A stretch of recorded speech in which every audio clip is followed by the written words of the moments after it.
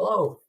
Today I wanted to go over how to use the new balance and scales reports, specifically editing and deleting the balance and scales report. So you'll notice there's an action tab on the left.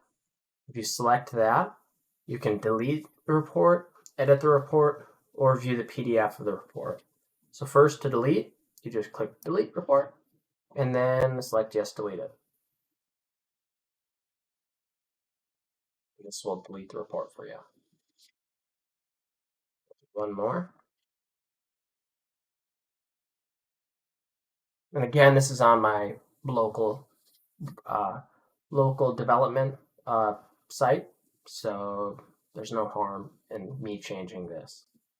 Next, you can admin, not technicians, but admin, can edit the report. So if we click edit, you'll see it pop up with all of the editable fields. And first, I'll open up the PDF, which is on the bottom, to show you. And this, you might want to edit these for a majority of reasons, and this is where you would do it. So I'm going to open up PDF on the side just as an example. So first, you can see each of these fields have a question mark, and if you hover over it, it explains kind of what it's for and how the logic works. And this is going to be a good reference as well. The video that I'm recording right now will be going on a link right up in here. So first, you'll notice calibration day, calibration month, and calibration year. And for now, don't worry about these. These are error messages that come up if certain fields are not filled in correctly. No, I'll explain how to resolve these errors coming up. So the reason why these three are separate fields is that's how they actually are in the database. So you can see first is the data calibration. And let's just say I put a number of 2 in there. It'll say day of month needs to be a 2-digit number between 0 and 31. And the list of errors will also always be on the top. So if for some reason you click submit and it doesn't save, refer to this as well. Each of these have a little input saying if it is blank and there's a funny bug, you can always try to clear it out and retype it in before submitting. So for example, I might also go 3, nope, I go 0, 1, and that'll take that. Calibration month, same thing. If I go 22, it's not going to like that. But I can also go 12 or 11. Same with calibration year. Next date of calibration is right here. It's in the format of month, month, year, year, year. So I can change that however I want. But if I go 11, click out, it's not going to like that. It's got to do in that format. Next, we have the technician field. And as you can see, to change the technician on the report, it should be up in here. Select the technician, and then there's the drop down, and I can type in Rory, for example. Select Rory. And note that none of these changes will actually affect future pieces of customer equipment. This will only affect the pieces on the PDF. And in order to see these changes made, you have to save it and then open a new PDF. And I'll show you that in a bit. Same with model. You can make changes to the model as you want. It won't, again, change the equipment. The serial number as well. Next, you can change the capacity, and there's a description here of what the logic behind the capacity is. And I can just explain it quickly. So if you see there's a capacity of 2200 and a division size of 0.1, that means up to 2200, there's going to be 1 decimal place. And I can show you another thing in a little bit here. I'm going to change this to a division dual. I'm just going to go to 1100 through 2200. And you can see here's the division. There's extra zeros, but our PDF cleans that up. And this is just how it is in the database. You can remove that. You can keep it. totally up to you, but it does not affect the PDF. So I'm going to put a division dual of 0.001, just as an example. And so now once I save it, you'll be able to see that up to 1100, there'll be 1 decimal place. Up to 2200, there will be 3 decimal places. And each of these question marks explain the logic of why you might want to change this. Not all of the fields are available on here, by the way, such as being able to change the customer, the report number, what else here? And then there's a few other miscellaneous ones. The eccentric load value is the next one. If this has a value of NA, the eccentric load table down here will not show.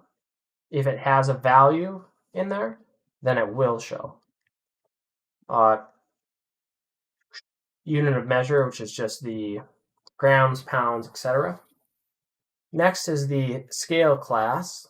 And I try to put this in order that it shows up in the PDF as well. So next up is the scale class, and this actually does affect the logic on the report. So, for example, you can either have this 1, 2, or 3, and it will actually also affect the logic down here as well. So, for example, we'll get into that in a little bit here, but if it's 1 or 2, and it's an accredited report, there will be 10 repeatability checks. And if it's a scale class of 3, and or it is not an accredited report, the repeatability checks will not show up. And again, it's described in here as well. Department, that's just the department field, same with the location. Temperature unit only affects the PDF. There's the temperature units, and you can have a valid of these ones here. Next are the condition markers, which is site calibration, if it's working or not, and you can change that on here as well. Verified 0. Next is the accredited box and the comments. And then there's these drop downs, which we'll get into in a second. So first off, with each of these drop downs has a question mark by it, which again will tell you when it will show up and the logic behind that. So if you notice this repeatability checks, there's nothing underneath it right now, and it's empty over here.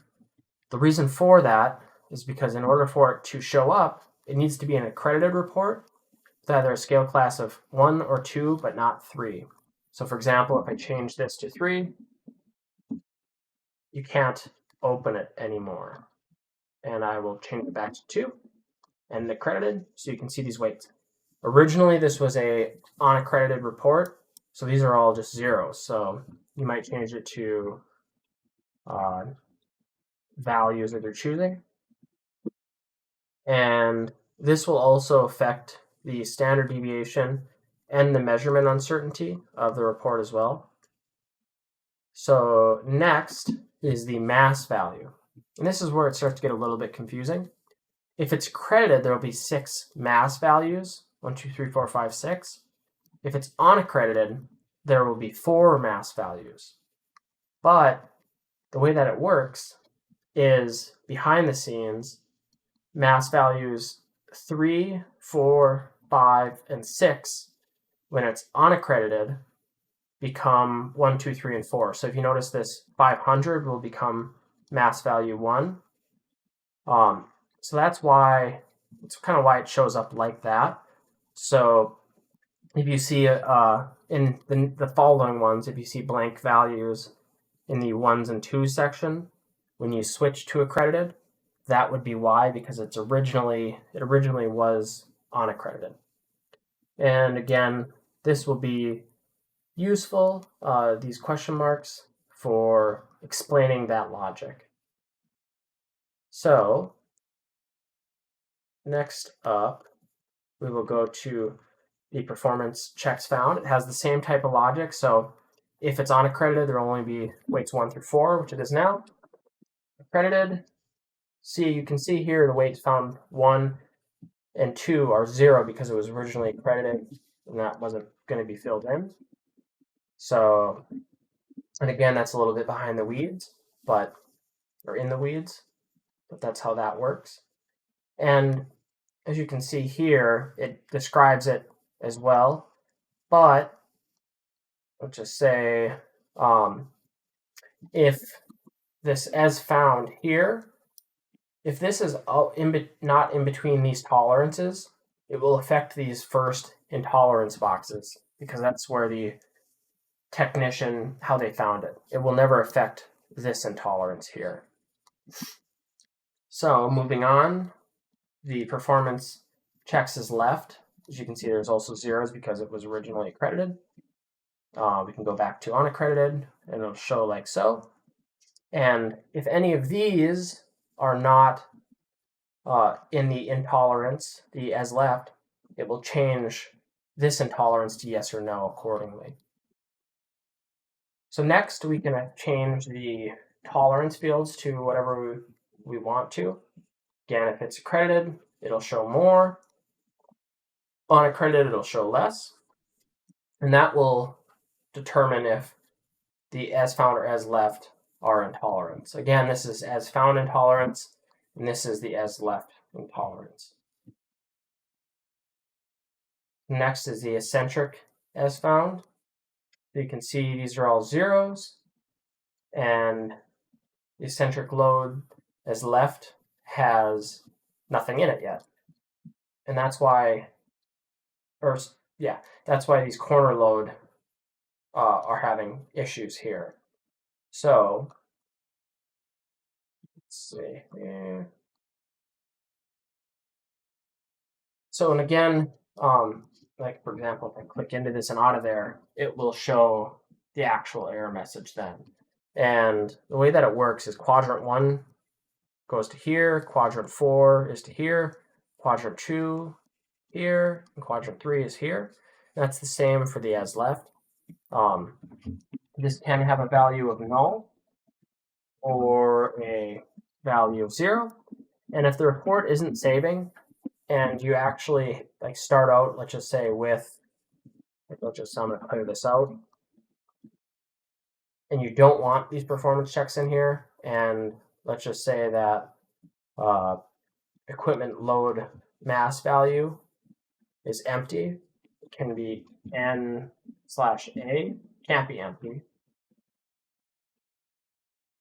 And let's just say I try to submit.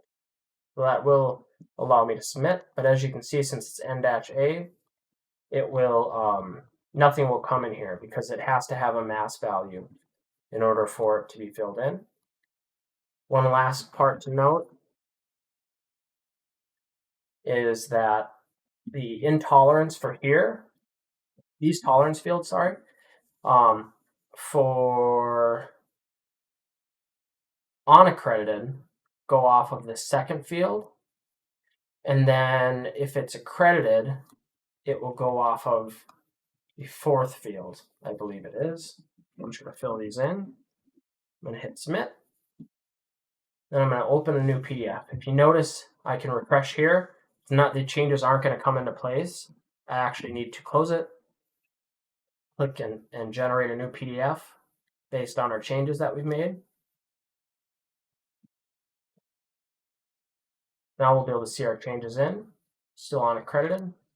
So you can see these nulls are no longer there. Technician's now Rory.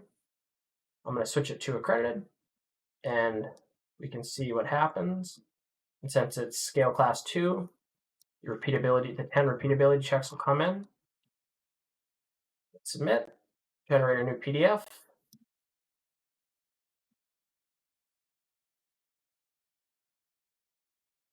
Now we can see the 10 repeatability checks are in there. There's an equipment standard deviation and a measurement uncertainty. It's saying intolerance no, because if we look here, the weight 1 is 200, and because I just entered it randomly, and the tolerance is 99.7 through 103. And it's also intolerance no over here because I left these weight 1s and 0s as empty, so let's just make a change here. I could say this one intolerance is, we'll get this side good, and we'll say 100 and 200. I can hit submit.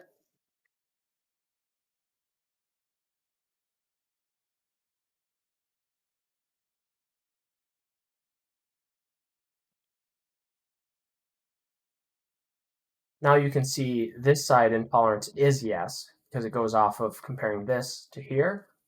But this is no yet, because these two are out of tolerance as left. So next I will change this so it's intolerance, 100, 200, hit submit.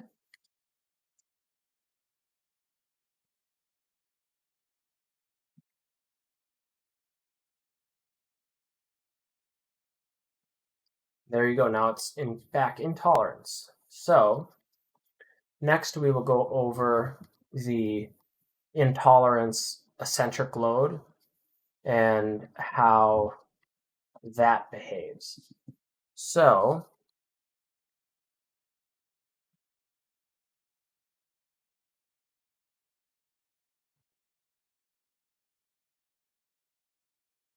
the way that the intolerance yes and here work is this is a representation of a decimal place. So this would be out of tolerance, no, if the value is greater than plus or minus 75. Maybe it's 25, let's see.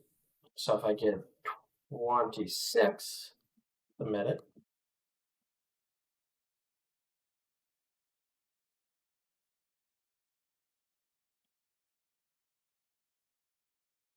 yes, you can see because it's plus or minus here, plus or minus 25 from 1,000. That's what it was. Okay, so yeah, since it's plus or minus 25, 26 would be out of tolerance. You can see here I have a 26, so it's intolerance no. But if I went to 23, submitted it, hit the PDF, the left side would be intolerance yes. The right would still be no because we still have a 26 here. Because again, that's a representation of a decimal place. So go back here, change that to 22, for example. And then go back to PDF.